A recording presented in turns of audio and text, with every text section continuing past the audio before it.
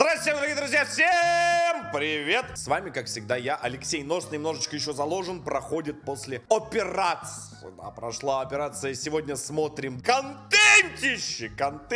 Мама в 16, ребрендинг произошел, понимаешь ли, у беременных в 54, и теперь называются они красному, замечательному. Мама в 16, подписаться. Конечно же, наш любимый контент. Ссылка внизу в описании. Все подписываемся. Да. Кстати, это новый канал. Я не знаю, правда, кто правообладатель. Спасибо вам огромное за то, что даете посмотреть ваш прекрасный ролик. Господи, пожалуйста, не баньте, потому что я...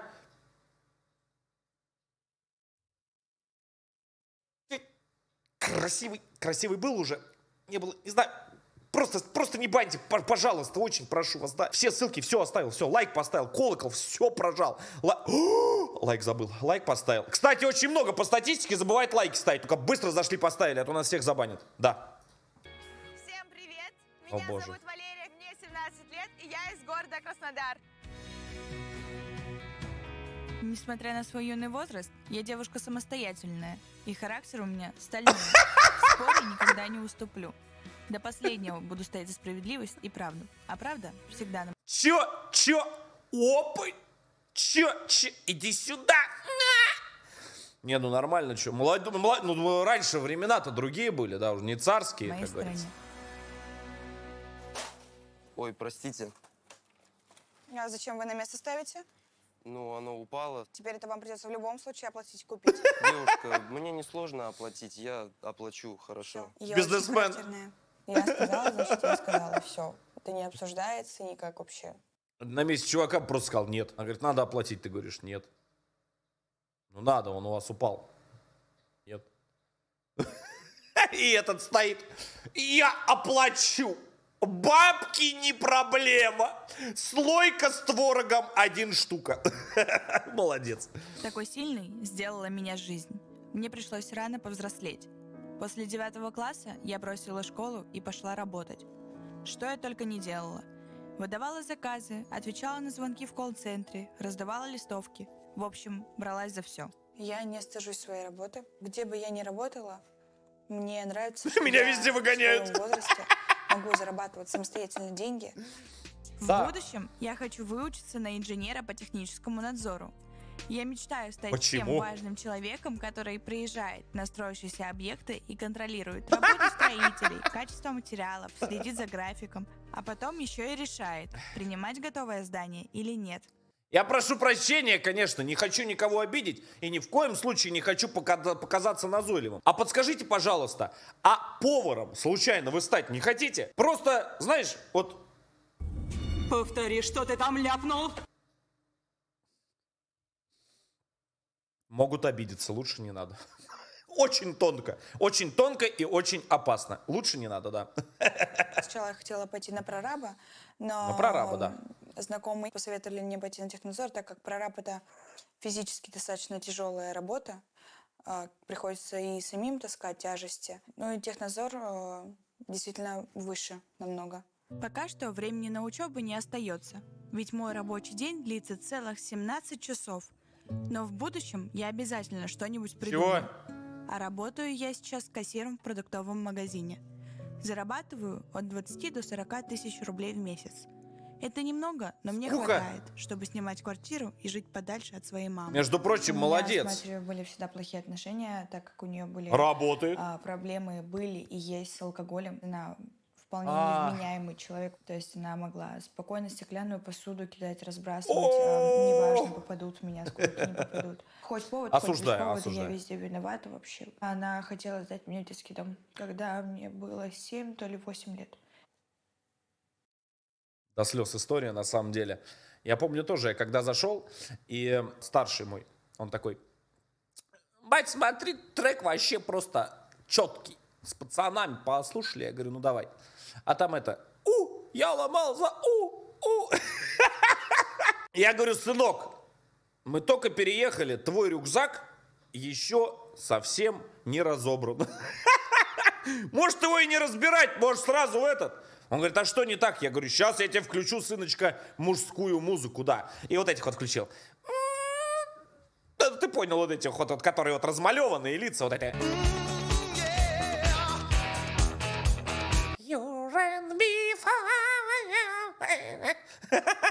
Он говорит, а что у них лица так разукрашены? Я говорю, так надо, слушай.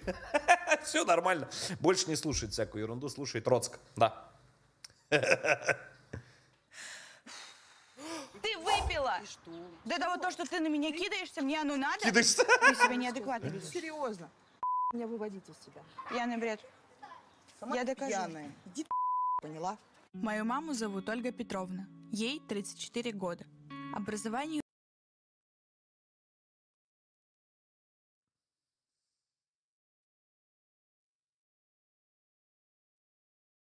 А батя у вас в тюрьме сидит? Нет? Так, что? 34? Понял, принял. Сама Я докажу. пьяная. кассиром в продуктовом магазине. Пожалуй, это единственное, в чем мы похожи. Много. Там бывало что-то. Не доглядывала за детьми. Я ее даже не могу назвать тем, кем она мне является. Вот, все девочки, там, мальчики называют там маму, мамочка. Ну, для меня оно просто вот что-то непонятное. Именно Какое мамой оно? я назвать не могу. Да и с папой у Осуждаю. меня сложилось не очень. Когда мне было 4 года, они с мамой развелись, так как не сошлись характерами. Папа уехал в Санкт-Петербург работать на заводе по изготовлению рельс. Но я не перестала его любить и все равно с ним общалась, несмотря на то, что мама была против. 4 года назад папы не стало, остановилось сердце. Папу звали Игорь Львович, ему было 60 лет. Я по нему сильно скучаю. Папа, наверное, это единственный человек, который действительно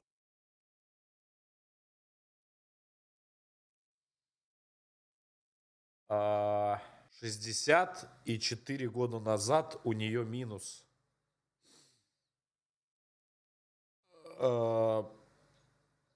Так, разница в возрасте смущает только кого?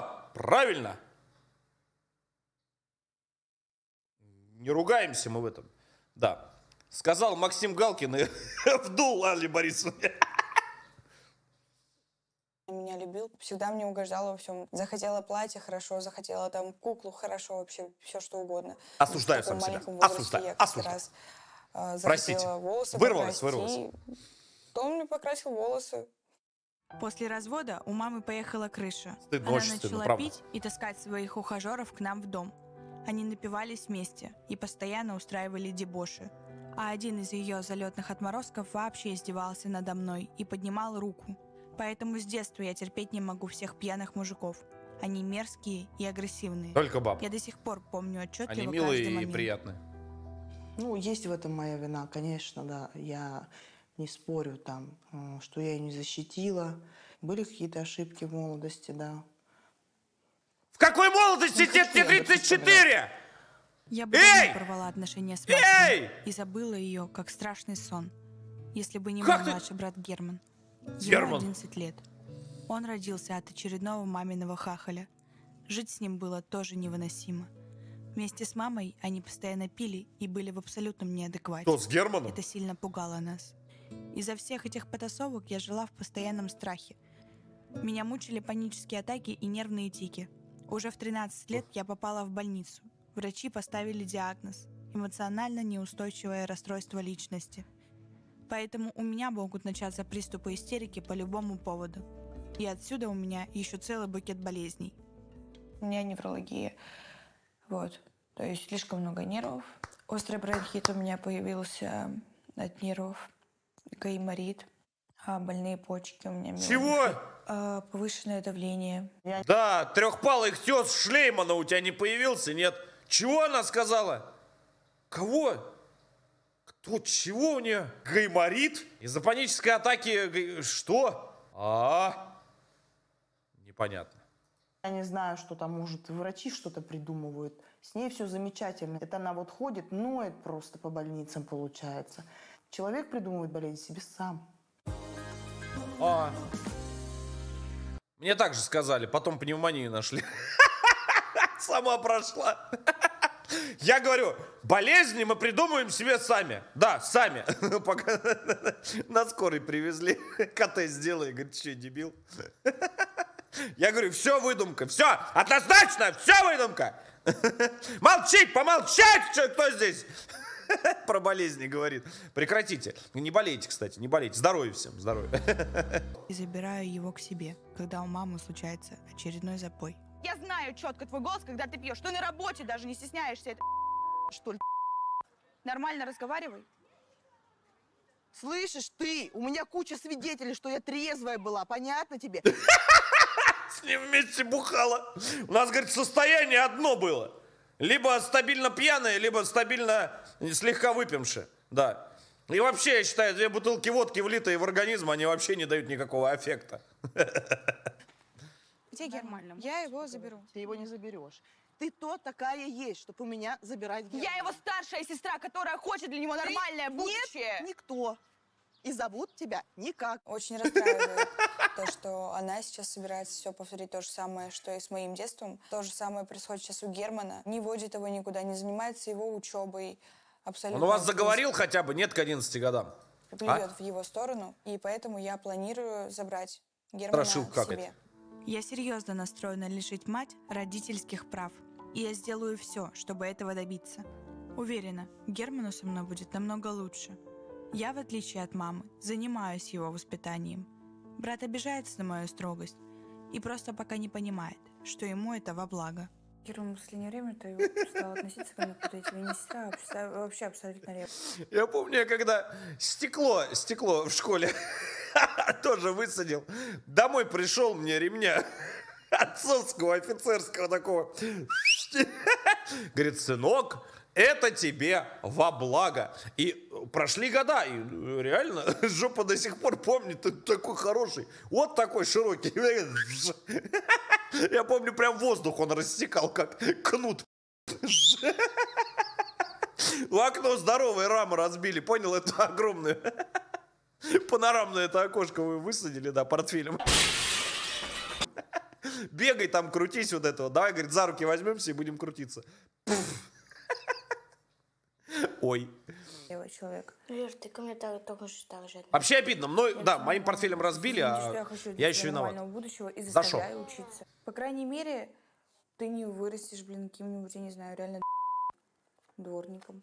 Она часто на дворников манипулирует не гони. Германом, настраивает его против меня. Герман, соответственно, время от времени ведется на эти манипуляции, потому что он еще маленький. Кто в чате порой сказал, сестра не мать может и дать. Ты что, дурак? Осуждаю. Бан дайте ему. Герман из-за этого бывает как-то слишком строг по отношению ко мне, что мне очень обидно. Степ-систер. Единственный, кто меня поддерживает Тихо. и понимает, это мой парень Игорь. С ним я хочу вырваться из этого кошмара Мы подписались, все хорошо. и начать новую, счастливую жизнь.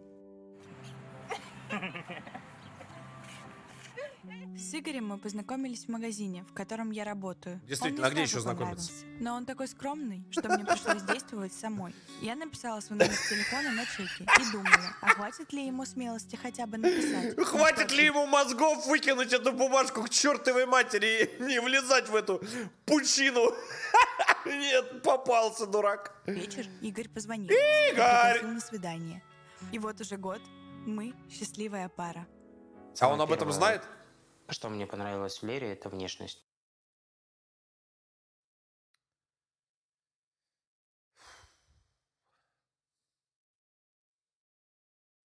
Понял.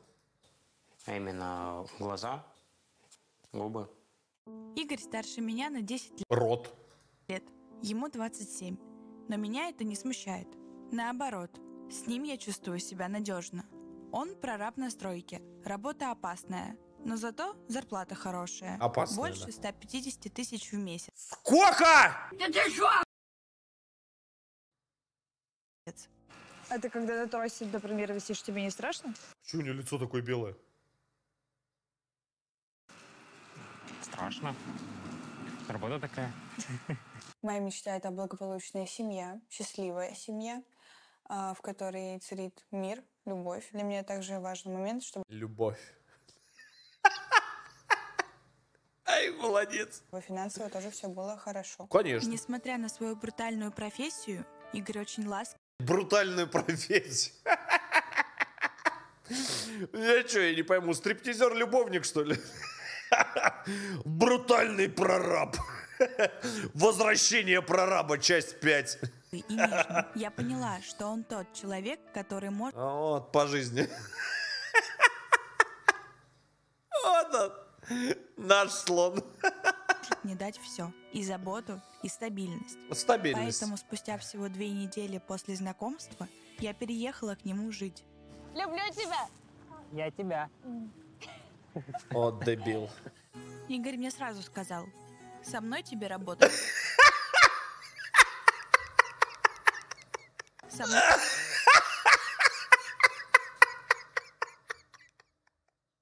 Ай, молодец. Я, говорит, сфинкса хотел, кота, говорит, но, к сожалению, денег не было, поэтому извини, Барсик. Со мной тебе работать не нужно. И я уволилась в тот же день. Формат семьи старый, где мужик ходит на работу, дебил. женщина готовит, сидит с детьми.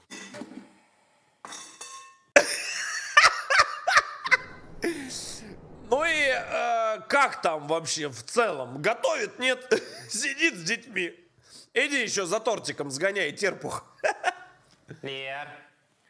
У нас Потом. еда в раковине. Я же тебя просил мне так не делать. У нас дом 50 на 50. Мои 50 понятно где, твои где 50? В ней. Сейчас тебе будет сложно убрать? Да, сейчас мне будет сложно. Я прилегла отдохнуть. Немного по-другому, конечно, я представлял нашу семейную жизнь, но больше всего я не люблю, когда Лера нервничает. Поэтому я просто беру и делаю. Мне нравится, что Игорь сначала ворчит, а потом все равно... Потом кукол где-то идет.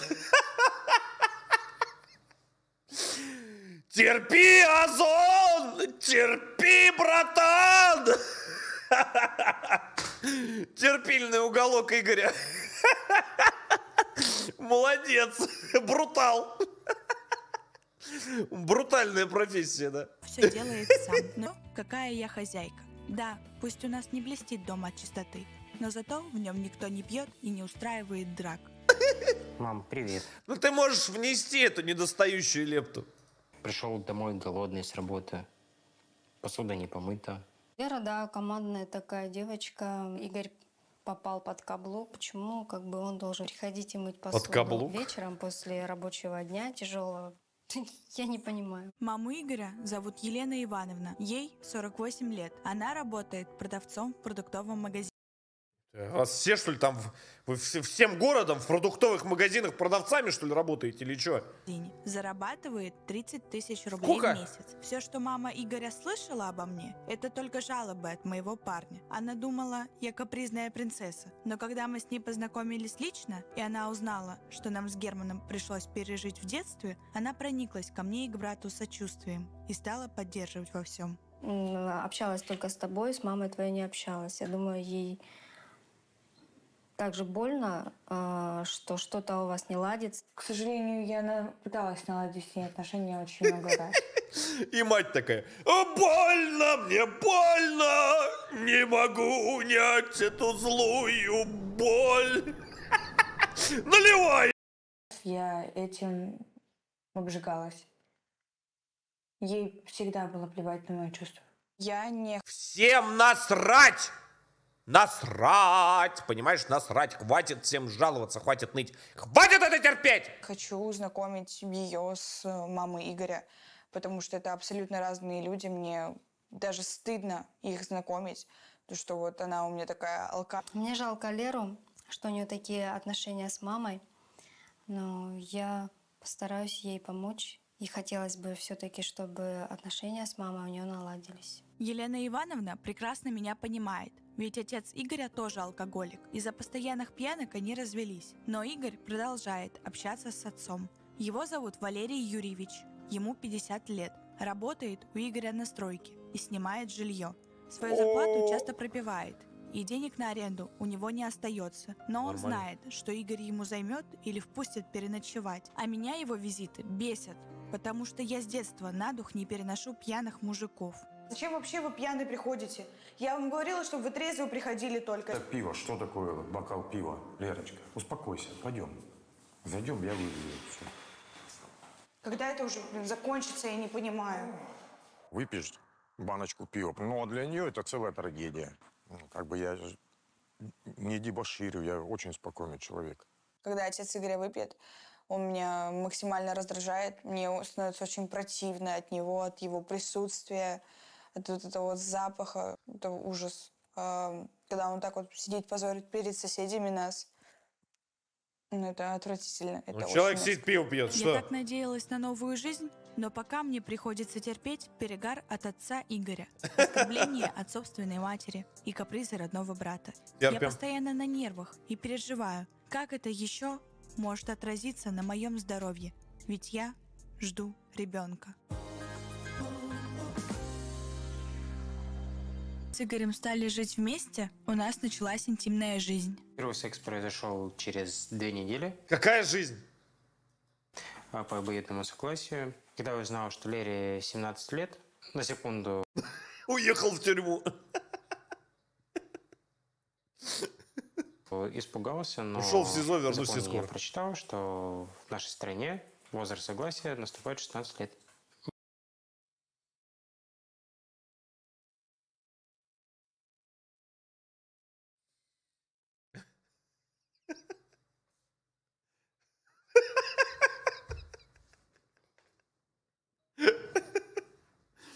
Да, ну вы поняли.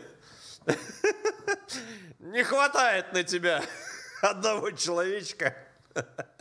Он бы тебе четко рассказал, когда, да, возраст там какой, где наступает. Ох, ну ладно, нормально. Был спокоен. Я не боялась, что я несовершеннолетняя, а он взрослый. Я сама Конечно. на это согласилась, сама этого захотела. Мы предохранялись первое время, был дискомфорт.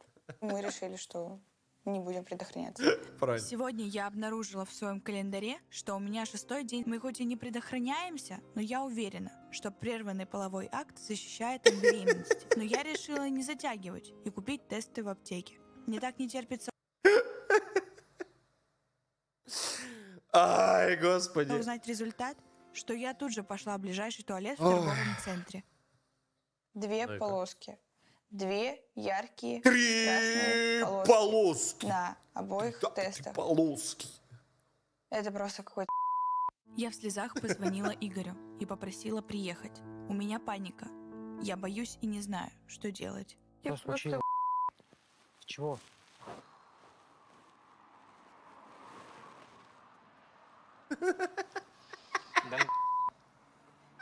Вообще никак в 17 лет этого не планировала. Я знаю. Планы вообще другие. Я в техникум хочу. Отучиться на технадзора. Отучишься. Я никак вообще в ближайшие лет 5 так точно не планировала. В 10, да. Сходишь на УЗИ, подтвердится, тогда будем уже думать. Я очень боюсь, потому что я хочу хорошее будущее. И не особо хочу так-то идти по стопам матери. Врать не буду. Хочу стать отцом. Потому что я считаю, что я уже не молодой, и мне уже пора строить семью свою. Молодец. Я еле дождалась утра, чтобы сразу побежать на УЗИ, в надежде на то, что тесты все-таки показали неправильный Выкатывай, результат. мамон. Поехали. Беременность зафиксирована, беременность маточная. Идет видеофиксация личинки. Просьба не шевелиться. Сердцебиение ребеночка определяется. О. Срок 5 недель. Я поняла вас. Я просто я не знаю, что вообще, как с этим быть. Я вообще никак этого не планировала.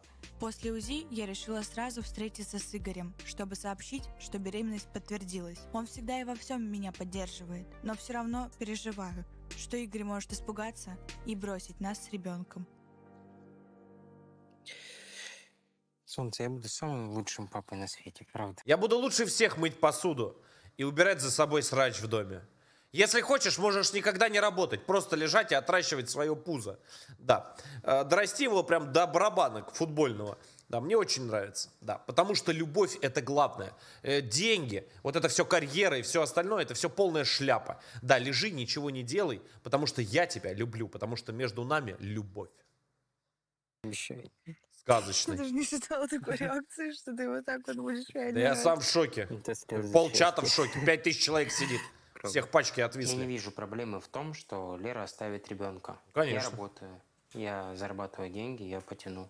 Как Сейчас, сынок, она тебе вернет. По самой не балуйся. я вообще могла сомневаться в Игоре? Его слезы были настолько искренними, что теперь у меня нет ни капли сомнений в том, что мы готовы стать родителями. И совсем не важно, что мне всего 17. У нас есть для вас хорошая новость. Игорь... И только такой грохот с телефоном. Мать в обморок. Прекрасная новость. Игорь скажет. Скоро станешь бабушкой. Спасибо. Ты рада? Очень. Молодцы. Я рада, что у нас скоро будет внук, либо внучка. Как бы я ужасно не относилась к своей маме, сообщить ей о беременности все же нужно. Игорь настаивает, чтобы и его отцу мы все рассказали. Но вот с ним я точно видеться не хочу. Поэтому мы договорились. Он сам... Этот только закодировался. Сидит, лимонад пьет. Сейчас ему сынок скажет: папа, говорит, ты скоро станешь дедом. О, еще на 2 года ушел. Сам сообщит эту новость своему папе. А я Поехали. маме. Новости есть. Лера беременная, скоро стану папой. Конечно, блин, прикольно. Неожиданно немножко. Ножичек, говорит, есть зачем? Здесь, говорит, 1 штучку надо выковырить. Да, а ты дедушкой станешь. Это я понимаю, но по возрасту она как бы еще молодая сильно девушка. Правда? Да нет. Один здравый человек все-таки есть где-то. В принципе, На удивление. Нормально, 17 лет. Слушай, я надеюсь, ребенок мой как-то наладит между вами отношения. Потому что, ну, я знаю, что вы ругаетесь, я это вижу. Мне это как не нравится. Как бы, блин, немножко устаю на стройке, блин. Соответственно, я выпитую бутылку пива, я думаю, нету большой трагедии. Ну, видишь, ей просто это не нравится. Все с пива. Пиво слабоалкогольный напиток, так что имею право. Да. Водка — это уже идет второй ингредиент, он вообще не считается, абсолютно не считается. Чувствую, прям каждый день по баночке пива пьет. 100% по лицу прям видно. Я очень надеюсь, что ради внука или внучки он все-таки поменяет свой образ жизни.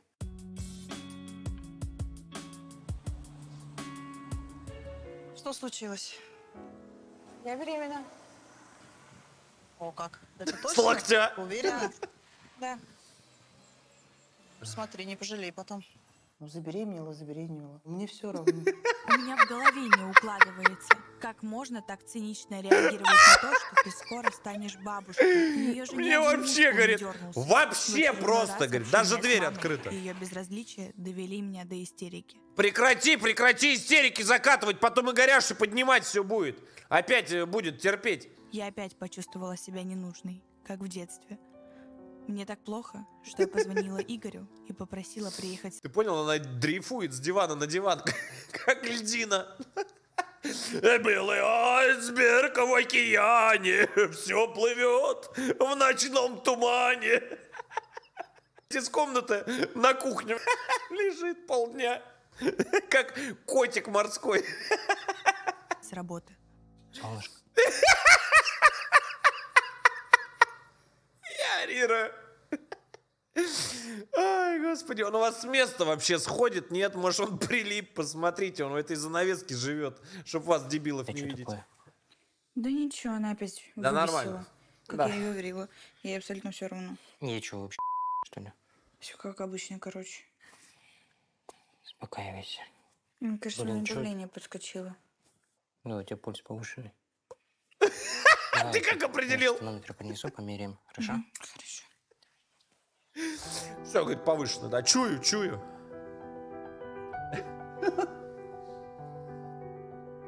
У пацана счастливое будущее будет. Почему у меня голова так сильно болит? У Леры очень большие проблемы со здоровьем, а мама, походу, этого не понимает. Ее нельзя доводить до такого состояния. Каждый ее нервный срыв ведет ее в больницу. Игорь напуган моим состоянием, поэтому сразу отвез меня к врачу. В последнее время у меня очень много стресса стало. Вот из-за вас конченых. Потом невозможно в поликлиниках протолкнуться. Сидят. Ой, что-то чувствую, у меня в 17 лет что-то у меня пульс прям подскочил, да, подскочил пульс, да. Все прям, я почувствовала, битком все больницы, невозможно никуда прийти. Сидят они с этими, зараза, а. В 17 лет надо, бегать, пробежки, где пробежки-то, щеками за косяк только не задень. Часто повышенное давление и очень сильное головокружение. Как ты понимаешь, на период беременности никаких препаратов я назначить тебе не смогу. Я могу только порекомендовать тебе сейчас обратиться к психологу за консультацией. На улицу ее выгони, на улицу! Ходить ей надо, укреплять матку, понимаешь? Матка должна быть крепкая, готова к родам. Понимаешь, укреплять надо. С утречка встала, километров 8 как дала по району боком. Больше времени проводить на свежем воздухе, ну и возможности избежать стрессов. Я как врач. Можете на прием записываться? Я прекрасно знаю, что у меня все это из-за нервов, из-за детства, все эти проблемы с здоровьем.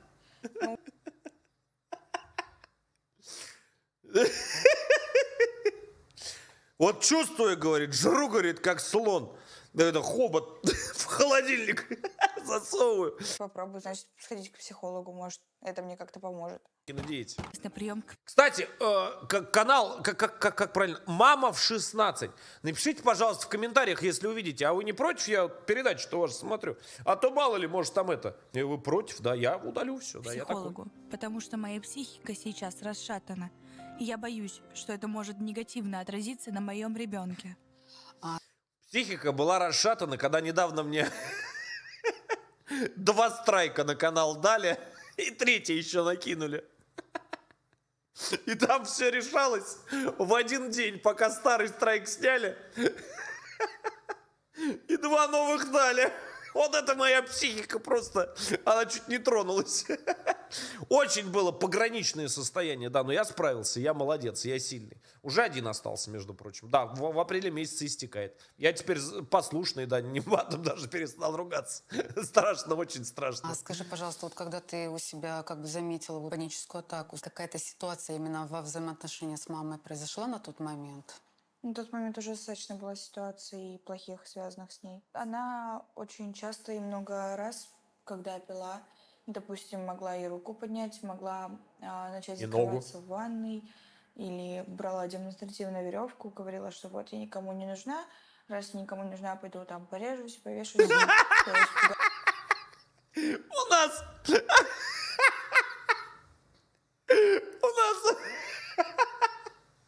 Я вам рассказываю историю. Усытить, это история из моего детства. Короче, был у нас Мурзик. Вот как это вот тоже бестолочь. На карнизе балкона свесится. Мам, дай денег. Она говорит, не дам. Он говорит, я сейчас руки отпущу. Дай денег. А, прикинь, на 6-м этаже висит. Пол двора смотрит, бабульки все. Ничего, нормально. Она говорит, ладно, залезай, сейчас дам. Залезет. Все нормально. Это стандартная ситуация. Ну, нормально. Не, ну, ребят, ну, как бы город Клин, 3-й микрорайон. Тут все сказано, все понятно. Пугая суицидом. А в том возрасте я еще в это верила. В то, что она вот реально может что-то с собой сделать. И вот это вот все, видимо, постепенно накапливалось. Добрая область сердца, я не могла пошевелиться в прямом смысле. Валерия, у тебя не просто нелюбящая мама, у тебя мама зависимая. От алкоголя зависима. И, естественно, это накладывает определенный отпечаток и на тебя как... Я с ней общаюсь только по нужде, когда идет речь о брате. Я понимаю, что ты не хочешь с мамой общаться, но, тем не менее, все-таки мама – это значимый человек, даже при всем твоем отношении к ней. Она что-нибудь говорит, то, что не знает эта прекрасная леди. Она говорит все то, что знает и так она. То, что мама зависима от алкоголя, то, что там 1, 5, 10. Что-нибудь она говорит, что она не знает. Вот суть психолога в чем вообще? И как бы она на процесс твоего вынашивания беременности, она все-таки имеет какую-то определенную роль. Потому что обиды на мать, они особенно не проработаны. С вас 5000 рублей. Они никуда не деваются. Они просто Игорь, где-то оплатить? углубляются, избегаются, переходят в психосоматические расстройства. Я рекомендую тебе на следующий прием прийти с мамой. Я не хочу с ней приходить. Зачем? Для чего? Мне кажется, даже в ее сторону не смогу просто посмотреть. Не знаю, это На как-то троих глупо, сообразить. мне кажется, будет.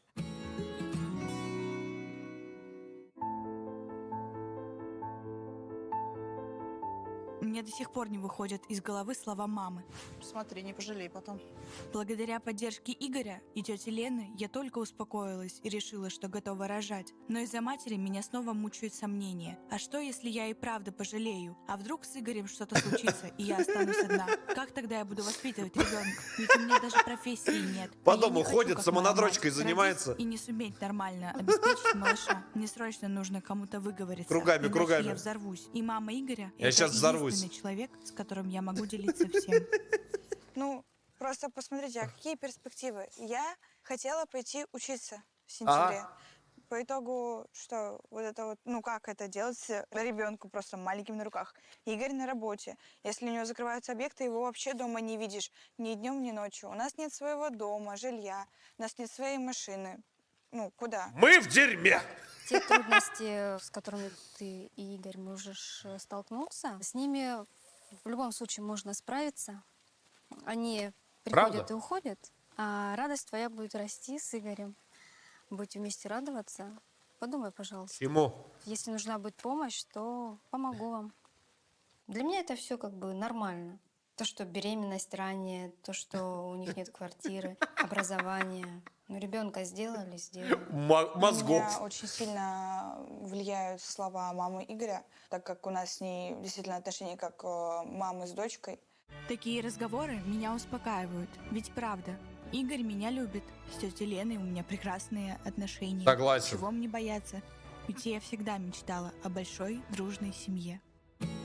Большой и чистой любви.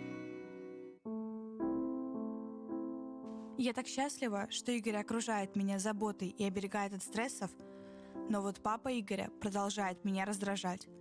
Он постоянно просится к нам переночевать. О! Но один только вид мужика с бутылкой выводит меня из себя. Пойдем. Да он опять 100% бухой. Я не бухой, у меня глаз Лев, шальной. Хочу поздравить тебя, что станешь мамой, а я дедушкой. Может, сходим в магазин, отметим это дело. Вы опять стоите с бутылкой водки. Ну, я после работы немножко. Не начинай. Что не начинать? Меня это уже задолбало. Ну серьезно, сколько можно?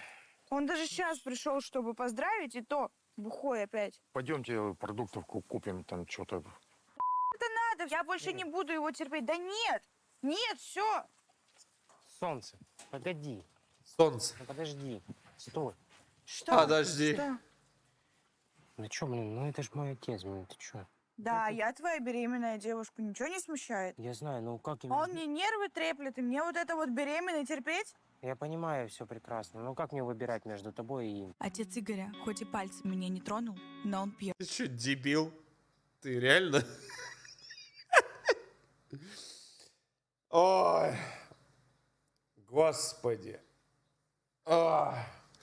Неужели такие мужики есть? А значит, ничуть не лучше того мужика, который обижал меня в детстве. Я отчетливо помню, как от него также пахло алкоголем, когда он заходил в мою комнату. И когда я слышу этот запах, у меня перед глазами Слышу сразу этот запах. всплывают все ужасы прошлого. Флэшбэки. Проклятый Вьетнам. Дело такое, я тебе сниму квартиру. Сегодня-завтра найду, оплачу ее. Я не хочу, чтобы Лера очень сильно нервничала. Да, я сам не хочу, что она нервничает. Ты сам знаешь, что она не любит, когда ты выпиваешь. А я тоже между тобой и ей выбирать не хочу. Ну ладно, так, значит, так, переночую там. Блин, извини, конечно. Но... Да ну, Игорь. Все будет хорошо.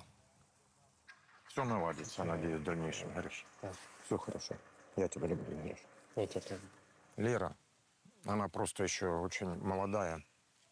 Она пытается все сделать так, как ей хочется, даже переступая через все. Она очень характерная. Мне легче снять отцу квартиру, чем ругаться каждый день с Лерой. Я буду ему оплачивать ее. Так будет лучше для всех. Тюлень на диване или пьяный батя? Сложный выбор. Вчера из-за отца Игоря я в очередной раз перенервничала. И сегодня, чтобы поднять мне настроение, Игорь устроил очень романтичное свидание. Не дави так сильно. Только получается начало. Ничего, еще раз можно будет переделать. Мне нужна красивая ваза для цветов, которые ты мне даришь. Ну что, не понимаешь? Тонкую слепите. Понимаю, конечно. Как тебе подарок? Шикарно, реально шикарно. Шикарно! Идеальное свидание просто. Я даже не ожидала от тебя такого. У меня, кстати, для тебя еще один подарок есть. Проклятые глиномесы. Какой?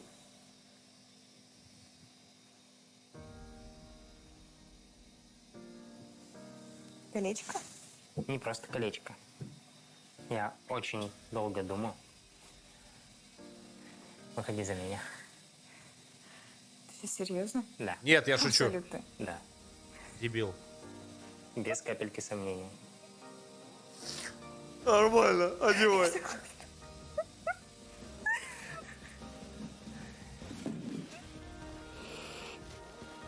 У меня действительно... Фатальная ошибка. От того, что он сделал мне такое предложение. Девочки, я рыгаю. Я мечтала побывать.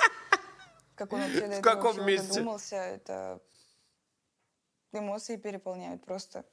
Это действительно очень серьезный шаг, вступить в статус мужа и жены. Пена, что ты сделал? Да. Пока я так и не решилась пойти с мамой к психологу и начать прорабатывать детские травмы. Моей опорой и поддержкой сейчас является тетя Лена. И в такой важный день первого скрининга она со мной рядом. О, Лена! По колено! А я люблю тебя, Лена! Нифига! Выкатила, смотри. На данном этапе уже сформирован головной, тазовый конец, туловище, да, полноценного Какой конец? ребеночка. А по патологиям никаких признаков нет? Все хорошо? Дотер будет. Я изучаю малыша, но вот то, что я Возможно, вижу, будет играть в танки. все хорошо. Я очень рада, что с малышом все хорошо. Я очень переживала за его здоровье и за моего здоровья. Теперь можно выдохнуть. Успокоилась? Как все прошло? Все хорошо, патологий никаких нет. С малышом все прекрасно. Уже прям головка, ручки, все прям четко видно. Уже не комочек. У меня, кстати, есть еще одна хорошая новость для вас. Игорь мне предложение сделал. Лер, я так рада. Поздравляю вас. А свадьба когда? Может, она слепая? Ну, нам нужно для этого сначала заявление подать в ЗАГС. Но для этого нужно с мамой это обговорить, так как я несовершеннолетняя, нужно ее присутствие. Также от нее согласие, вот. И я думаю, что как раз-таки в этот момент можно и вас с ним познакомить. И поэтому отлично. все так Хорошее решение. произошло. Мне пришлось написать маме, что мы с Игорем решили пожениться. Я попросила ее пойти с нами в МФЦ, и она согласилась. Надеюсь, что хотя бы в такой важный момент мама на меня не забьет. Сегодня для меня волнительный день. Мы идем подавать заявление. Когда я начала собирать документы, я поняла, что мы с Игорем не обсудили самое главное.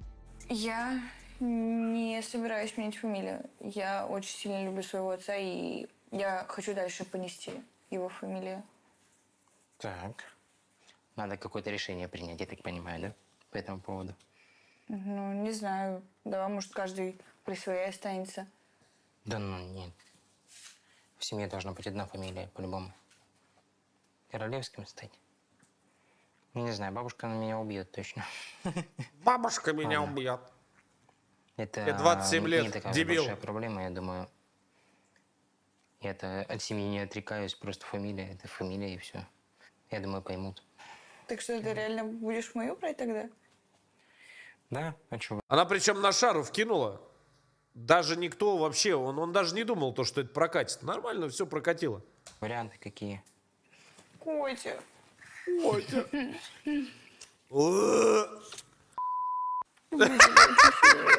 Не тебя.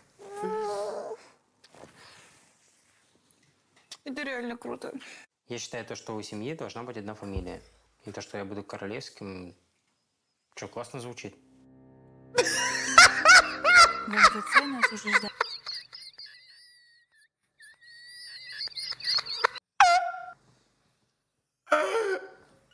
Чего?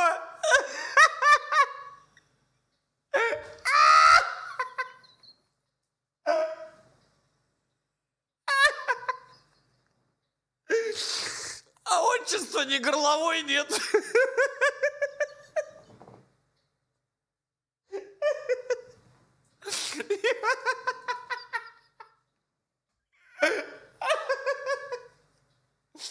Ты отчество сразу поменяй, чтоб в паспортном столе просто все померли со смеху.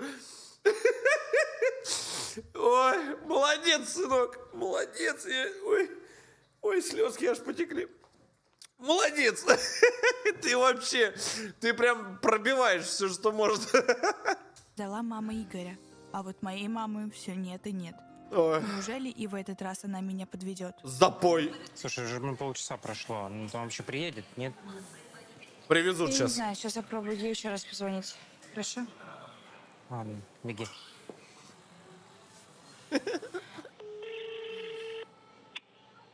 Алло. Привет. Слушай, мы уже тут в МФЦ. Ты приедешь же, да? Да я не поеду, потому что обратно пробки будут. Ну давайте уже на другой день тогда. Когда на другой день? На работу завтра, я хочу отдохнуть. Успокойся, пожалуйста. Давай спокойно поговорим без... Я не поеду по пробкам, мне живот болит. Я не могу, я лежу, блин. Все, говорит, все пропало, все везде. Везде все в каловых массах. Пробка, говорит, прошла. Господи. Что делать? Что делать? Что делать? Что? Говорит, дочка, говорит, помогите! Ой. Ой, молодец, мать, вообще просто. Все оплатим поездку, все оплатим, пожалуйста, приедь. Ну, нам реально надо подать заявление сейчас. По пробкам, я тебе еще раз говорю, Вер. Что мне сделать, чтобы ты приехала? Я не могу, у меня слезы начинаются, у меня истерика сейчас начнется. Просто потому, что ты вот так вот поступаешь опять. 5, 4, 3, 2, 1. Ты в первую очередь сейчас меня подставляешь в прямом смысле.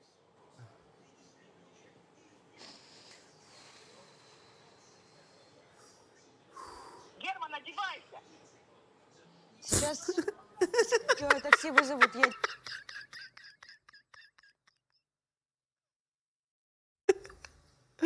Герман, отмывай говно от куртки, одевайся.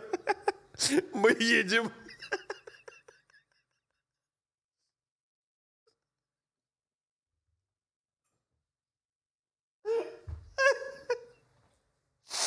Внезапно.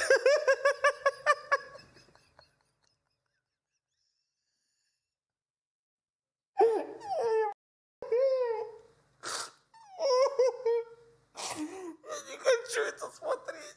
Ой, Господи.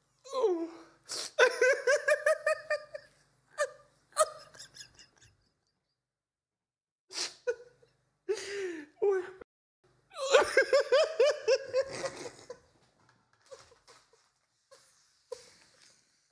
Дочка говорит, помоги.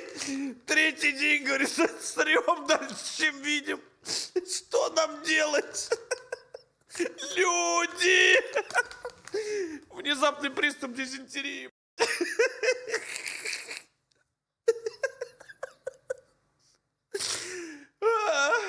Мне дурно.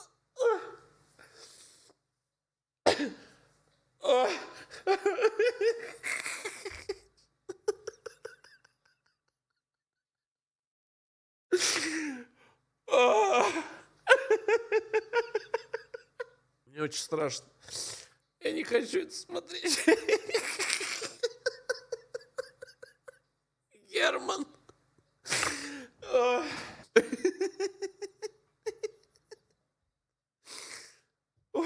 Сейчас все нормально будет. Сейчас. Каловые массы, говорит, с потолка капают. Что делать? Трубу прорвало. Стояк основной домовой. 4G напряжения. Хлыщет, говорит, по всем стенам бьет. Как фонтан у дельфина. Ой, я не хочу. Давайте не будем это смотреть.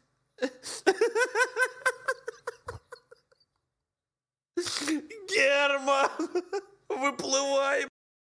Греби к берегу. Мы едем в МФЦ. Ой. Ох.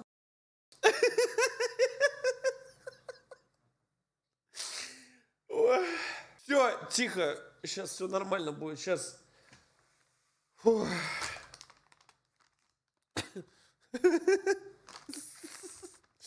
Сейчас, нормально. Сейчас. Ой. Сейчас вот уже отпускает немножко. Сейчас. Ой. Сейчас швы везде начнут расходиться, да. Ой, технические проблемы. Давайте, все, сейчас все нормально пойдет. Мы справимся, мы досмотрим. Не досмотрим. Досмотрим. Да, поехали. Я тебе напишу номер машины, через сколько будет. Давай. В натуре, вот так вот всегда. Просишь ее о чем-то просто. Бесит то, что она меня подставляет жестко. Вот поэтому я, когда смотрю, как Игорь со своей мамой общается, это просто, ну... Так тепло от их общения просто становится, когда на это смотришь. До слез. Мы ждем уже целый час. Я тебе не верю. Я на грани нервного срыва. И тут она наконец-то заявляется. Да еще и с таким выражением лица, как ни в чем не бывало. Даже смотреть противно. Здрасте. Привет. Здравствуйте. Ольга. Лена. Очень приятно. Мне очень приятно. Лена, Оля, Лена. Паспорт ты не забыла? Все, я взяла. Я все документы взяла сразу. Ну, все, вот. Собственно, Все, что сохранилось после потопа. Мы все сегодня Согласие я собрались. напишу. Это нужно в МФЦ писать. Ну что, пойдемте подавать документы? Пойдемте. Чем мы сидим? Давай. Мы Уже подали ждут. заявление, и теперь я спокойна. Для меня это важно, потому что ребенок должен родиться в браке.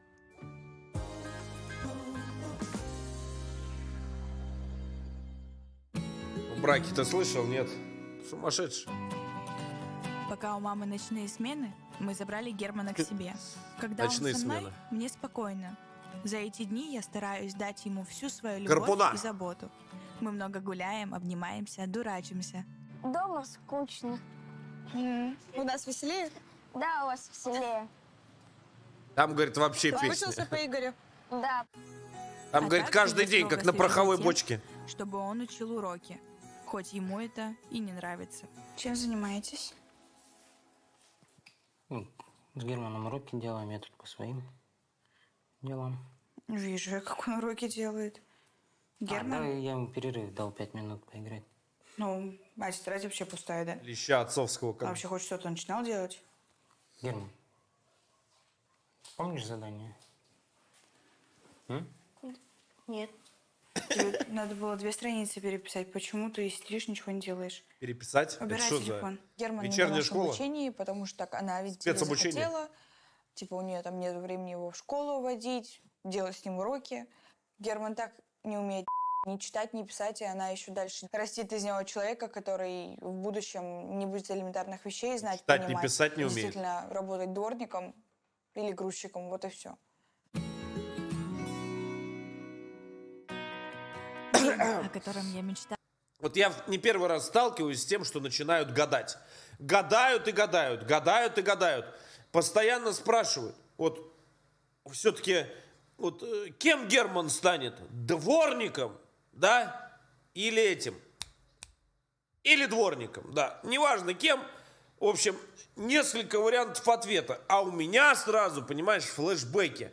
Флэшбэки какие? Какие? Почему? Потому что, правильно, почему-то я сразу думаю, что оранжевый цвет, он везде оранжевый, все, пам-пам-пам-пам, вспышки, все везде в оранжевом, и вин такой, прям между двух этих, да. И прям написано, понимаешь, то есть, зачем гадать, когда можно что сделать, правильно? Зайти вот в чатике, он там кидает, накидывает, что-то, какие-то ссылки, не знаю, на телегу, на нашу, естественно, да, там все прям... Там и на Германа, и не на Германа, на все можно. Потому что, да, друзья наши, там, партнеры, там все, ребят, найдете, да, там, и кто не впадлу, там, регнитесь. Вот, так что ставим все на Германа, да, как говорится. Да, молодец, да. Все, приятного просмотра, ссылочку найдете в чатике, либо в первом закрепленном комментарии. Естественно, на наш телеграм-канал. Самый любимый, самый прекрасный, самый красивый. Поехали. Наступил. Мы идем в ЗАГС. О! Хоть я и не в белом пышном платье, я все равно счастлива. Ой. Ведь со мной самые близкие люди – Игорь и Герман. Только не хватает мамы Игоря. Но у нее, как назло, сегодня учет в магазине. Вступают в брак граждане Российской Федерации. Брык Игорь Валерьевич и Королевская Валерия Игоревна. В знак вашей взаимной любви и верности прошу обменяться обручальными кольцами. Давай.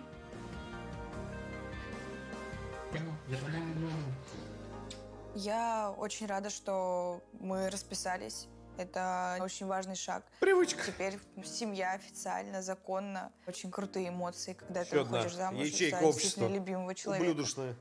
Все, мы муж и жена. Теперь я никуда не денусь. Я счастлив. Я никуда не Сегодня, денусь. наконец-то, у Игоря Потому что тебя выходной. мама-то Я отпустит-то. надеюсь, что мы будем весь день валяться и смотреть сериалы.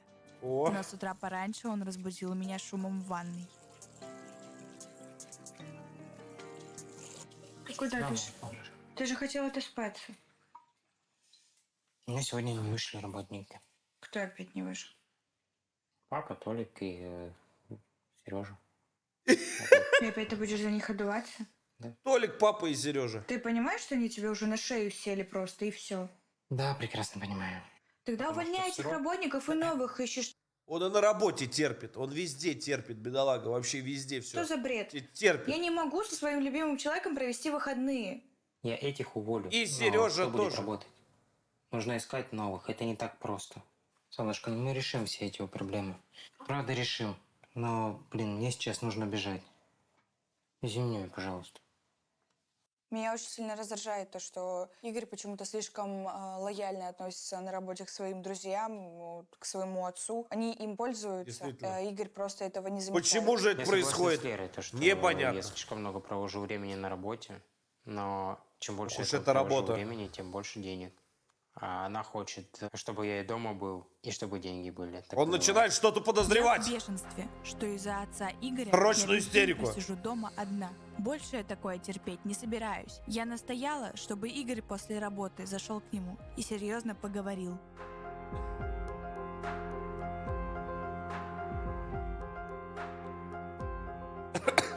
О, ты Мне горяша. звонили с 3 строек. Хотели меня видеть. По поводу, да, того, что мало кто вышел. Ну, тебя, соответственно, сегодня тоже не было. Что случилось?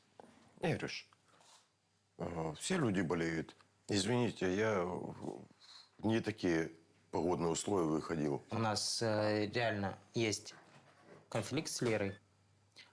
Из-за частых невыходов Лера, да, она на меня очень сильно ругается и говорит, да, то, что ну, я с ней очень мало времени провожу. Мне приходится кататься с одной стройки на другую, потому что, когда я тебе позвонил, у тебя был пьяный голос уже.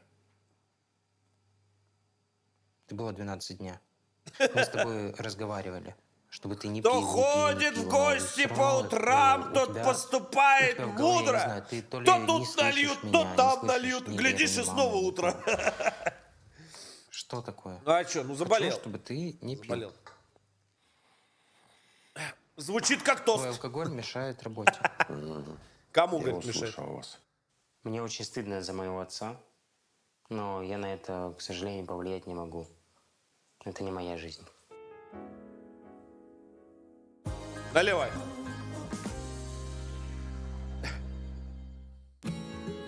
Набрал алкашей, говорит, что-то странно, некому работать. Не понимаю, почему. Наступил 6-й месяц беременности. Отец Игоря после их разговора больше к нам не приходит. С мамой я вижусь только тогда, когда забираю Германа. К психологу идти с ней все еще не хочу. Да и нужен ли этот лишний повод для стресса? Сейчас все хорошо. Я отдыхаю дома, а Игорю поручили еще один строящийся объект. Теперь его зарплата выше. Но сегодня он взял выходной, потому что у нас радостное событие.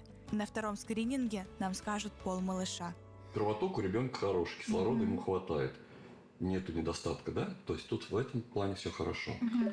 Говорит ли вам пол ребеночка? Значит, ой, какой ты мерзкий, я на втором, я вам напоминаю, я сразу сказал, я вас в душу всех мотать того буду, кто скажет пол.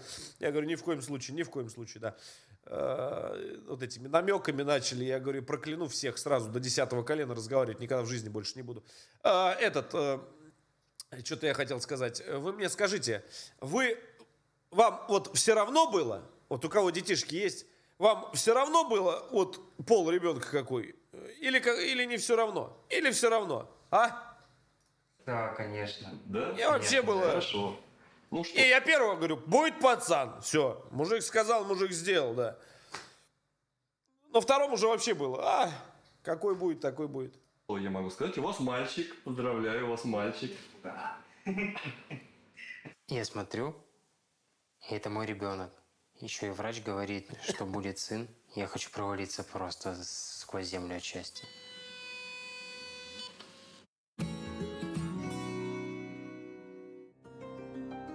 Вот уже целый месяц мой муж и жена. Я чувствую, что мы настоящая семья. Герман все выходные проводит с нами. Сегодня я его опять отдаю маме. Мы договорились, что я его заберу уже на следующей неделе. Но уже через час, как я его отвела домой, мне раздался тревожный звонок. Что случилось, солнышко мое? Мам пьет, бухает. Я не хочу даже с ней рядом находиться. Она хоть тебя не трогает, надеюсь? Трогает. Лера, я сильно есть хочу. Дома вообще ничего вкусного нет, только водка и пиво. Я тебя Нормально. обязательно заберу, не переживай. Ерша Герман можно просто сделать. боится маму. Она его постоянно зашугивает. Я очень много стала нервничать. Мне надоело так жить, то, что постоянно мне треплет нервы. Германа надо спасать. Поэтому Ну хлеб есть, наврал, хлеб есть, все. Поехала к маме. Игрушки есть, что надо еще? Хлеб есть, игрушки есть, вода Короче, есть. Герман поедет ко мне. Где он? Какая разница, где он? Не поедет. Где с тобой. Герман? Он с тобой не поедет. Я спрошу, где он? Я тебе говорю еще раз, он с тобой не поедет. Он Ты тупая, поедет. что ли? Ты умная чересчур, да, стала? Где Герман? Ты кто такая, чтобы его забирать? Скажи мне. Я его сестра. Ты кто есть? Ты его рожала? Ты его рожала? Сначала роди своего, а потом... Ты думал, я тебя не замечу? Стратегический запас. Ты что там развалился-то? Мой хороший, ты чего? Развалился, лежит, что это? Ты его рожала? Сначала роди своего, а потом... Это НЗ. Я сейчас ментов вызову. Клянусь. Отстанете, сказала. И тебя Кого? опека заберет у него. Его Отстанете, реально сказала. опека заберет. Я тебе сказала, отстань. Окей. Ты что? 120 тысяч. Я за Сколько? это могу в прямом смысле засудить. В прямом смысле. Ты после этого. Телефон, говорю, отдай. Отстань! Отдай! Она просто реально конченая. Я никому бы не хотела, даже врагу не пожелала бы. Вот поэтому я всегда говорю, не умеешь пить чай, не порти сахар. Не то. Короче, женщины, девушки, ну не надо. Ну потом вот, и не лечится все это. Это ужасно. Не надо. Ну, оставайтесь женщинами, да. Не надо. Ну, чуть-чуть. Капелечку, на донышке, да, там чуть-чуть. А вот это вот, ну зачем это? Ну, это плохо. Иметь такую мать.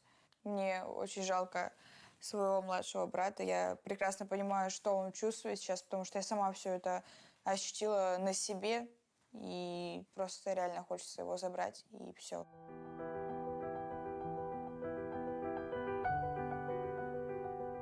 Я переживаю, что пока мама продолжает пить, из-за ее неадекватного поведения Она просто сидит и ест. Все. Психика Германа может пострадать. Поэтому я решила не терять времени и пошла к юристу на консультацию. У меня мать пьющая, у нее прям зависимость. Вот. С ней проживает мой младший брат, которому 11 лет. Как можно его забрать себе? Смотрите, какая процедура. Вам необходимо будет обратиться в органы опеки и попечительства города Краснодара с заявлением в случае, если факт Клава Кока.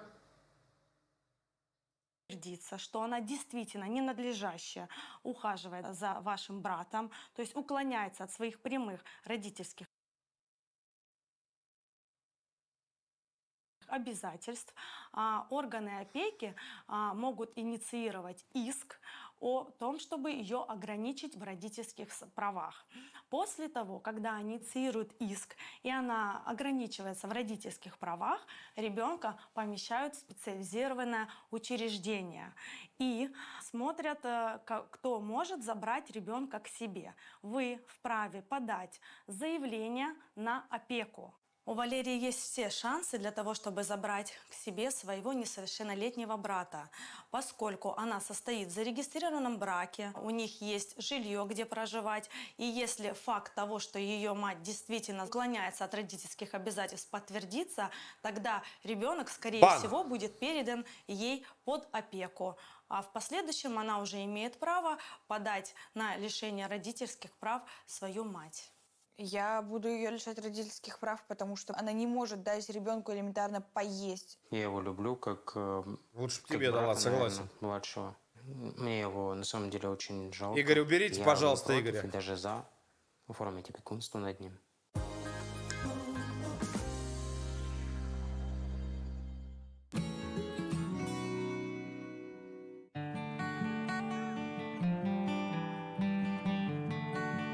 Я подала заявление в МВД, в отделение ПДН. В течение 10 рабочих дней его должны рассмотреть, и в течение месяца прийти к ней либо на работу, либо домой и начать проверять ее. Эти выходные мы снова провели вместе. Я боялась, что после скандала мать помешает общению с братом. Но во время ночных смен ей некуда его девать. Мамочки, все, хватит, говорю! Не раскачивайся! Солнышко! Я вижу, что Герман растет забитым мальчиком. Из-за домашнего обучения ему не хватает общения со сверстниками. Поэтому мне приходится буквально заставлять его искать друзей во дворе.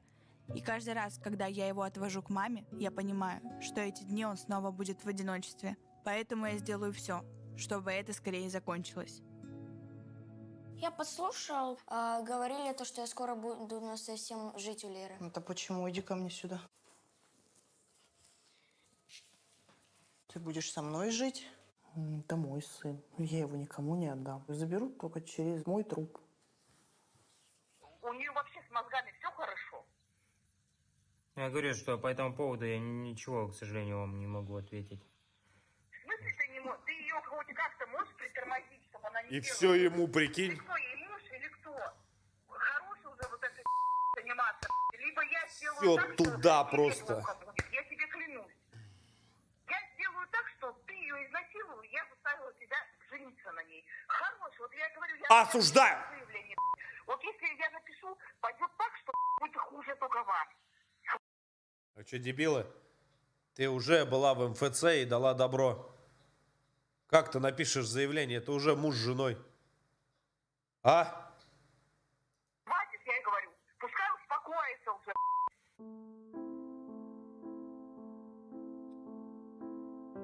Вечером Игорь рассказал мне, что ему звонила моя мать с угрозами. Я не удивлена, но моих планов это не изменит. Она прикалывается, что ли, вообще? Какой шантажировать? Ну это бред вообще какой-то. Ее разнести или что, я не понимаю. Чего она вообще добивается? Она думает, что ей это как-то поможет? Если я решила, то я сделаю, и ни один звонок к этому не повлияет просто никак. На угрозах по телефону она не успокоилась. Сегодня мать выследила нас у магазина. О, какая встреча! Здравствуйте, Здрасте. девушка. Привет. А что мы там мутим, крутим, я не поняла. Что?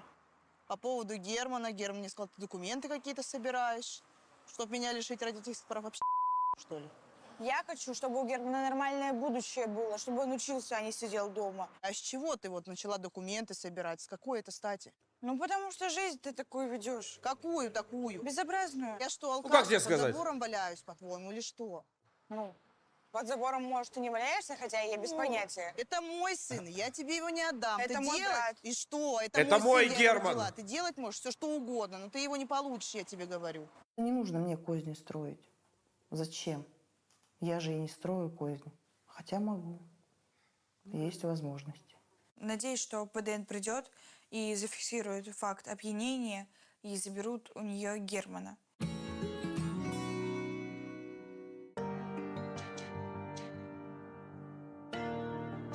Рожал?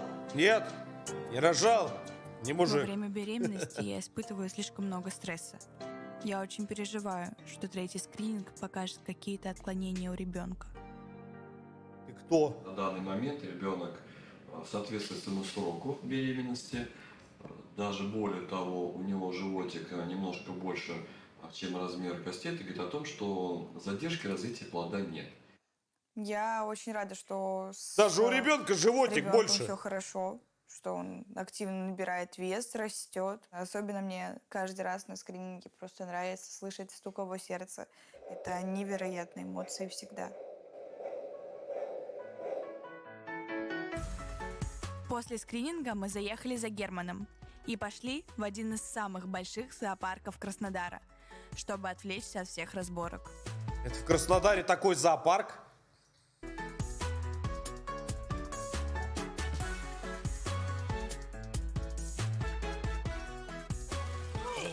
Здорово. Ой, мамочки. Дай 2 рубля до полвторого.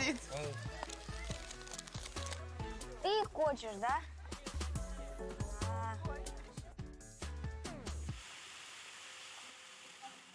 Теперь смотри, какая кошка большая. Это не кошка. Я думаю, это кошка. Ну, относится к семейству кошек, но это Ты видел черный таких ягуар. кошек больших? Нет. Что, вы с мамой совсем никуда не ходите, что ли? Нет, вообще. Спасибо вам большое, что сводили. Смотри, как прыгает. Ты Ну, думаешь, как ты голуби думаешь? есть, нет? Не знаю. Думаю, такая большая, так что да. Я люблю гулять с Германом, люблю проводить с ним время.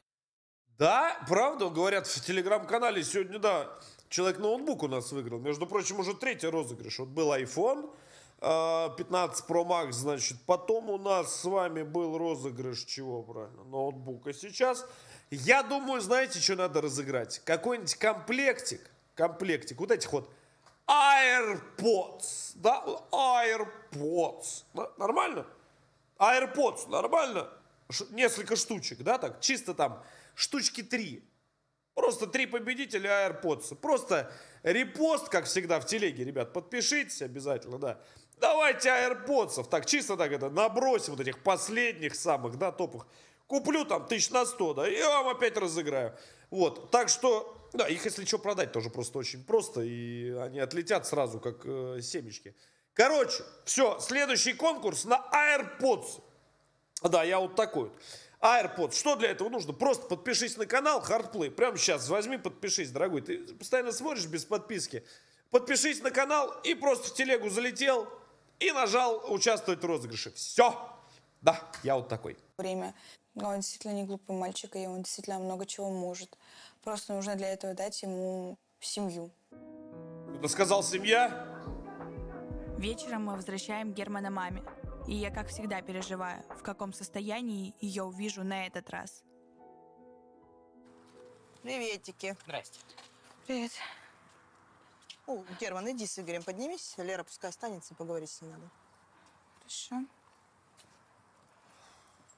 Мне с работы позвонили, сказали, что ПДН приходили по поводу меня и Германа.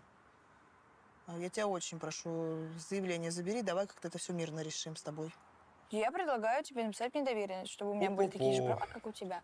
Чтобы я могла и в школу его оформить, чтобы жить он со мной мог. Также будешь с ним гулять, соответственно, он в любом случае я запрещать вам видеться и так далее. Не собираюсь. Ну, давай как-то это немножко по-другому решим. Жить он будет со мной, но давай как-то решим, чтоб я с этим совсем завязывала тогда. Я не хочу сына потерять, я тебе еще раз повторяю. Доверенность я могу написать, чтобы Ну, смотри. там право подписи было моего, да, там, чтобы в школу ты могла его пойти оформить. Смотри, ты говоришь, что не хочешь его потерять, потеряешь ты его в том случае, если я доведу это дело до конца с ПДН, связанное с полицией.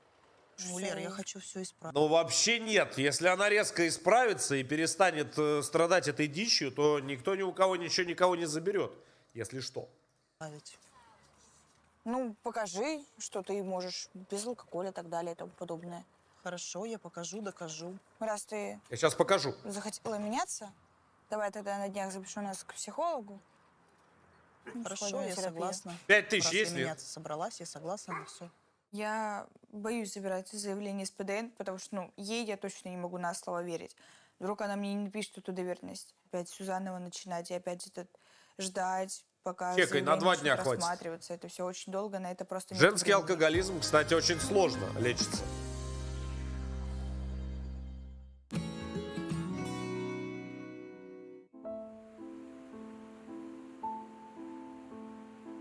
Не Я справится, я понимаю, тоже думаю. если я просто вычеркну маму из жизни, то этим не решу все свои проблемы. Хоть мне это и не нравится, тянуть больше нельзя. Мы должны вместе с мамой пойти к психологу. О, говорит, снова Посмотрим, что мамонты. он скажет. Я просто хотела детства. Никаких драк, ссор, пьянок. То есть хотелось безопасного детства? Да. Готова дать матери шанс? Я давала. Давала? Я просила, чтобы все это закончилось. Ольга, скажите, пожалуйста, а насколько вы готовы наводить мосты между собой и дочерью? Все для этого буду делать. Например? Ну, не буду пить. Водки не на пиво буду- перейду. Буду работать, буду стараться. И я вижу такую картину, что мама готова выстраивать с тобой, Лера, отношения, но ты, Лера, выстраиваешь стену, ты не хочешь, я так понимаю, налаживать контакт, хотя мама как бы приняла для себя решение, что она готова и хочет быть частью твоей жизни. Ну, скорее Насколько всего, ты так оно готова? и есть, но я Пусть не лучше знаю. поздно, чем никогда. Нет, я не смогу. Ты не сможешь. Со стаканом пластиковым. Все, не плачь, моя. Иди сюда. Иди. Все, не плачь. Все хорошо. Не надо. Не хочешь, не надо. Все. Прости меня, моя маленькая. Хорошо? Все. Моя девочка. Как тост. Все будет хорошо, я тебе обещаю. Наливай. Все, успокойся. Все. Все, прости меня. Она никогда не говорила мне о том, что она меня любит. А когда я пыталась к ней подойти и обнять ее, она мне просто отталкивала: уйди, отстань и тому подобное. Ни один Мы уже человек бы поняли. просто за такое детство не смог бы простить ее. Это глубокая обида, это травмированный ребенок, который Глубочайшая. рос в отсутствии безопасности, как физической, так и эмоциональной. За счет проработки, обязательной проработки со специалистом своего травмирующего детского опыта. Минимум. Есть. Минимум еще раз 8 ко мне надо прийти. Записаться на курс оздоровительный. Да. Пропить мои личные таблетки, мною изобретенные. Купить, кстати, можно у меня же. Мгм. И тогда ваша семья станет просто потрясающей. Да. Есть шансы на то, что она стабилизируется эмоционально и сможет дать своему ребенку то, что была сама лишена в свое время. Первый совместный поход к психологу не удался. Я ушла с сеанса через 15 минут. Но мама нас догнала. Я приняла для себя решение, я долго думала. Я хочу закодироваться. Мне надо пару-тройку тысяч отдать на вещи. Хорошо, без проблем.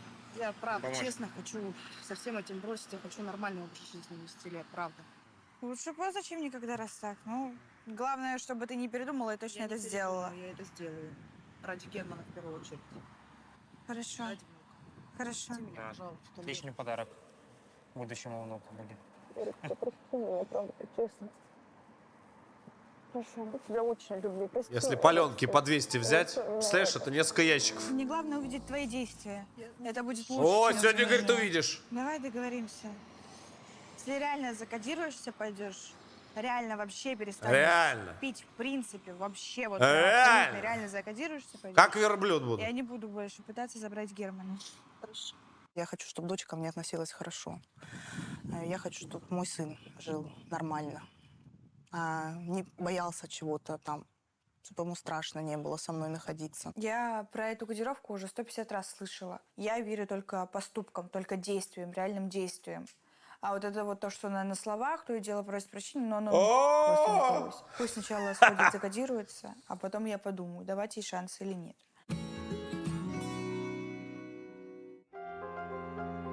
Мы заняли деньги маме на кодировку. Но на что она их действительно потратит, решать ей. Я даю последний шанс. Хотелось бы закодироваться. Выпиваю и с ума сходить начинаю. Как долго вы злоупотребляете алкоголем? Ну, даже не могу сказать. То есть эти случаи у вас систематические, да, и потом просто вам не нравится ваше поведение. Да. Вот скажите мне, пожалуйста, готовы вы? Готова. То есть вы настроены? Я настроена. На У меня новую сын жизнь. растет, да. На новую Прекрасно. жизнь. Предлагаю выпить за это. В этот момент главное еще сильно не нервничать, не переживать, и жар это нормально.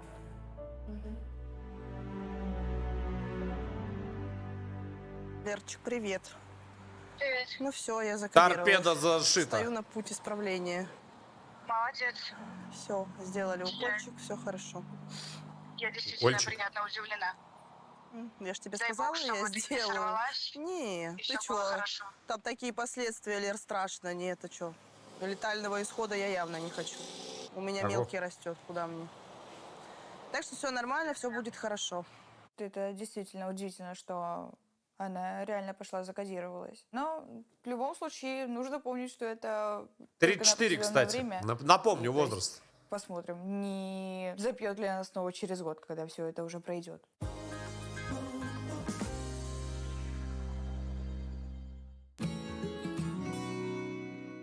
О, После кодировки нагнетает мамы 4 прошло недели. 2 недели. Чтобы проверить, не обманула ли она, я решила приехать к ней без предупреждения и посмотреть, в каком она состоянии. Может, ты кушать хочешь? Нет, спасибо. Да, Как ты недавно себя ела. чувствуешь? Более-менее, отеки сильные только. Не ожидала, что действительно пойдешь и закодируешься, что ты это сделаешь. Ну, это ради Германа. И ради тебя тоже. Это не И было. ради себя, чтобы тоже Да. было. Я вас люблю, Лера, как бы то ни было. Это вы мои дети. Вы самое единственное родное, что у меня есть в этой жизни. Ну, я горжусь, молодец. 34. Привет. Действительно молодец. Я все-таки решила пробовать дать еще раз шанс ради Германа и забрать заявление из ПДН. Хотя сомнения просто огромные на ее счет. И если она опять начнет вести такой образ жизни аморальный, то адвокат мне сказал, что я смогу снова запустить этот процесс. Я просто пойду снова напишу заявление на нее. Но уже пойду в суд. Ты думал насчет третьего ребенка, чтобы стать многодетным отцом? Слушай, короче, смотри, как говорится, паркинг, давай так, давай, сейчас серьезно поговорим. У нас хоть и развлекательный канал, да, но мы с тобой поговорим серьезно. Это что я с чатом разговариваю. Смотри, я вам, значит, рассказываю. Как говорится, паркинг, он сам себя, да, не окупит в Москве. Вот приглашают на разные встречи, мне говорят, 1000 рублей в час, 600. Я говорю, сколько? Это шаг. Да. Ну вот. А вот, да, одни плюсы. Я еще так послушал, да. Там еще какие-то бонусы даются, еще, но я тут, значит, пообщавшись с уважаемыми людьми, да, вот этими автообзорщиками, мне говорят, Лех, а ты в курсе, что электрокары вообще-то? Дальше продолжать не буду. Я что-то так подумал, говорю, действительно, а что это я? Не так уж и часто я в Москву езжу, да? Но мама все же сделала первый шаг, поэтому я решила, что мы продолжим совместную терапию с психологом. Надеюсь, ей это будет в помощь. Да и в первую очередь это нужно мне. Я не хочу, чтобы мои психологические травмы повлияли на моего будущего ребенка, который появится уже совсем скоро. Сейчас опять начнутся эти пеленки, распашонки, потом вот это вот учеба, еще что-то. Плейт. Взял, на 1000 ЛС. Ребят, прекратите. Осуждаю. Тихо.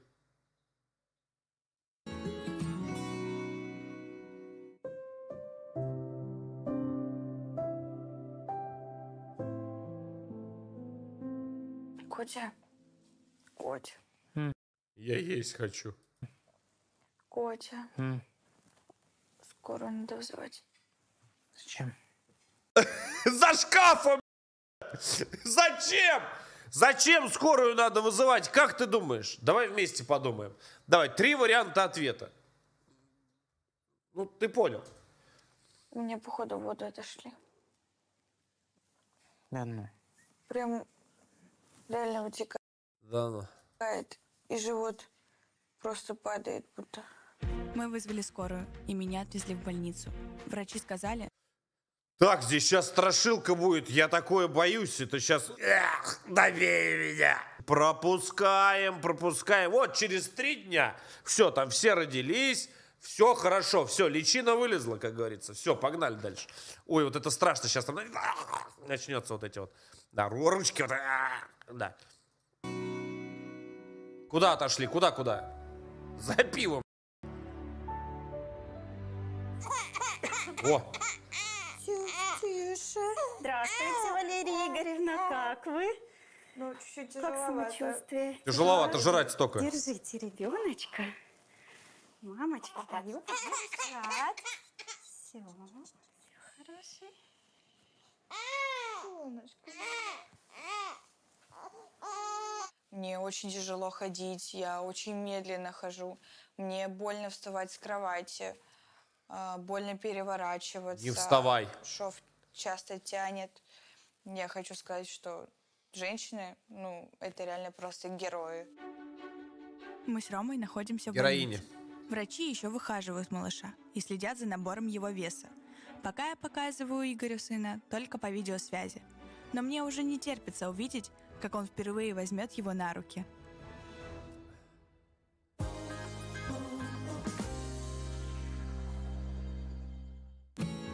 Генетика потрясающая будет у парня.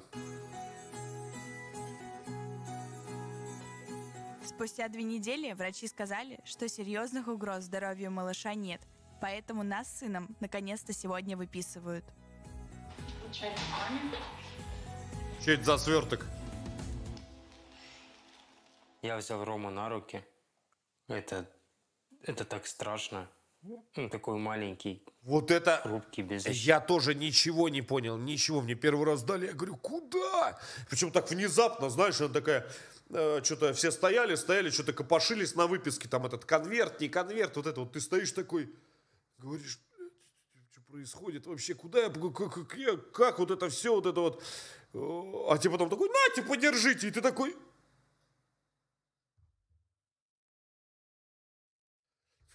Как он сейчас, говорю, упадет, я его уроню, там-то начнется сейчас. А как, я говорю, а как вести? И все, и кома началась, да, сразу, автоматически, да. Причем я думал, со вторым будет по-другому, ничего подобного, то же самое. Я говорю, мне нате, подержите. Я говорю, да что ж такое-то, а? Это страшно, очень страшно. Ну, непривычно, это все как-то непонятно, да. Защитный. Это очень страшно. О! Я боюсь. Я боюсь, я даже боялся. У тебя. Ощущение стандартной троечки, я бы сказал, у меня. Я сейчас что сказал? Неважно. Господи. Я решила, что на выписку лучше никого не будем звать. Рома и так родился недоношенным и слабеньким. Тем более, мало ли там кто чем переболел, еще что-нибудь. Я сейчас действительно очень...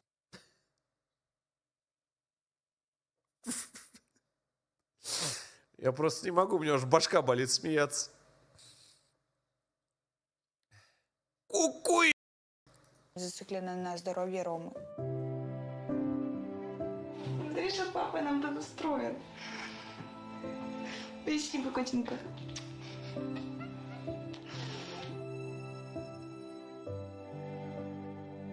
Надо его раздеть. Нет, это ты уже давай, я боюсь. Правда.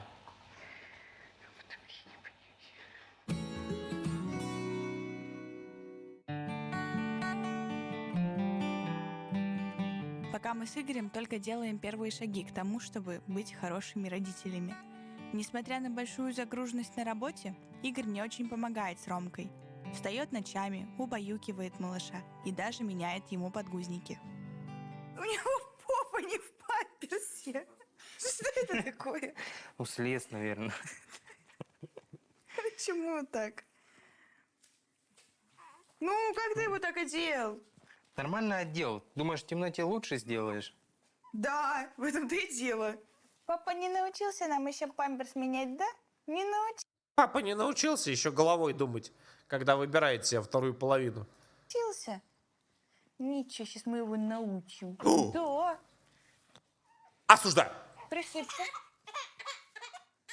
Почему я сказала сразу? Ну, ты же знаешь, что нужно присыпать. Ты же знаешь, что нужно. Давай скорее неси. Ругаешься. Отец из меня, конечно, не очень, но я работаю над этим.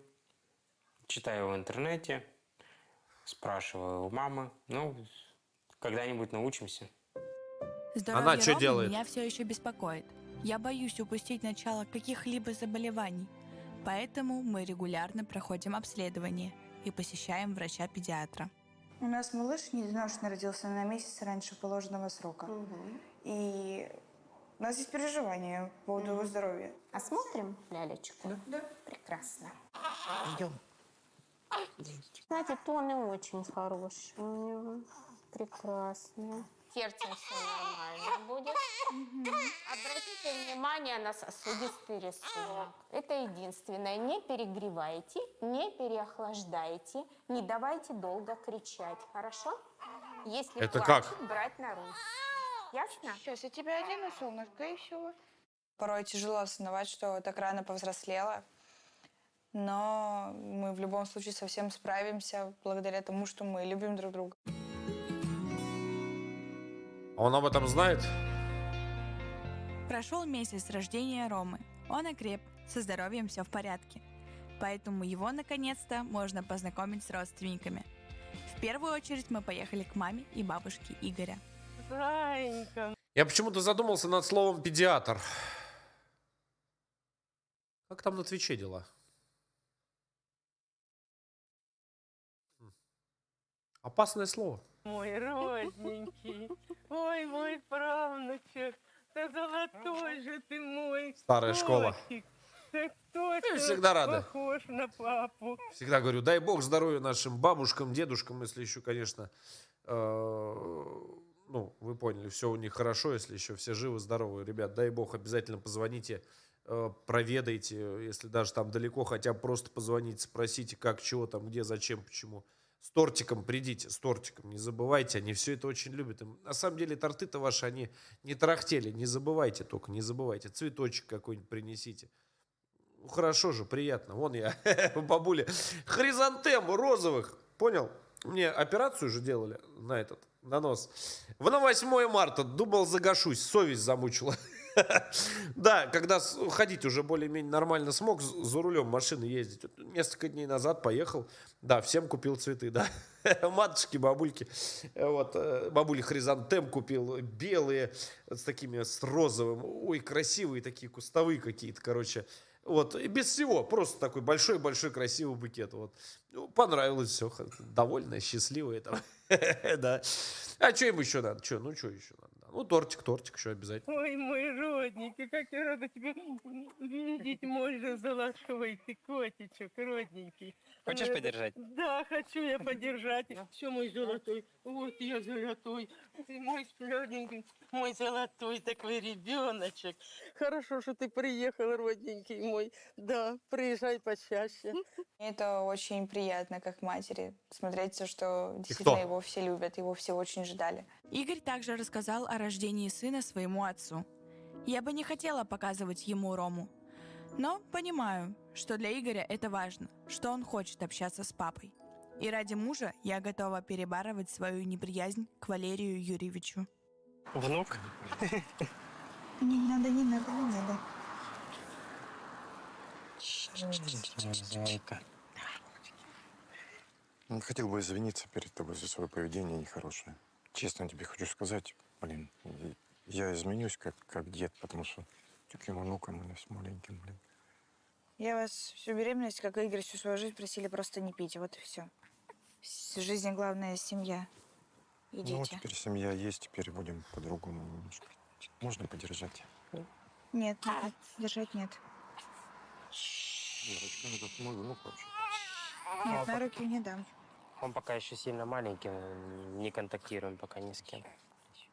Я сейчас очень зациклена на здоровье Ромы и вообще кого-либо боюсь подпускать к нему. Особенно Игорь! Игоря, от которого постоянно дурно пахнет и так далее. Я готов измениться, поменяться для того, чтобы общаться и с Лерочкой, и с внуком. Аж брови зашевелились. Продолжение нашего рода. Надеюсь, внук станет тем, ради кого папа Игоря перестанет пить и начнет меняться. И тогда я смогу его простить, как простила свою маму. А вот все, прощаешь-то. Хочешь пробовать подержать? Конечно, хочу. Так, давайте припаркуемся где-нибудь. Давай. Свет, свет, глаза.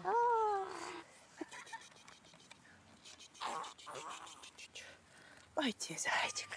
Ой! Ой, свет в глаз. Ты зайчик маленький. На кого похож? И дед мимо Ну, проходит. нос однозначно мамин. О боже, господи. Я сейчас такую базу выдам. Вообще просто жесточайшую. Вот эта вот хрень, она всегда. Вот. Ой, ой, носик. Ой, ну, вот мамин, да, мамин. А вот, ой, ну, глазки, ну, папины, да. Он только родился. Он вообще еще ни на кого не похож. Он еще весь опухший, весь такой. Кого? На кого? Говорю, как он? О, это глазки этого, а это. О, боже. Глазки папины. Я очень жалею о том, что раньше творила, что происходило, что я детям внимания не уделяла, что Лере много не додала. Я взяла себя в руки наконец-таки. Я хочу, чтобы мои дети жили хорошо. Взяла в руки и пошла в магазин. За что не держали. Что ждать-то? Мама сейчас исправилась и ведет себя очень хорошо. Последний раз я даже не помню, когда она пила. То есть это было очень давно. Неужели А чё плачешь тогда? Моя жизнь стала налаживаться? Мама держится, не пьет. Германа мы оформили в школу. Наконец-то он будет общаться со сверстниками и учиться. Я тоже хочу получить образование. И всерьез собираюсь готовиться к поступлению в техникум. Я очень рада появлению Ромы. Это огромное счастье.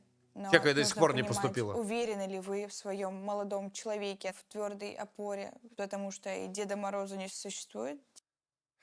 Пока она гонит про Дед Мороза, я скажу молодому поколению, кто меня смотрит, одно. Мои хорошие, не слушайте никого, предохраняйтесь, не портите себе жизнь. Вот это вот, который с вами, вот это вот самое хорошее, самое, да. Она потом вам вернет так в этот, и прям кайфаните, поживите, выучитесь, Господи, получите образование. И параллельно с этим потихонечку стройте отношения, поснимайте квартирку, поживите вместе, посмотрите, как вообще в бытовухе, что там, как там, вот это вот, ну, по-человечески все сделайте, я вас очень прошу. Ну, не вот это вот, когда, да я, да сейчас, да я, да вытащу, да брезну, да вот потом, вот будет сидеть вот такой вот крокодил. Да, а ты, как Игорь, будешь пахать. Да, целый день пахать. Так что подписывайтесь на телегу, будьте умнее, будьте добрее. И увидимся в следующем ролике. Все, всем удачи.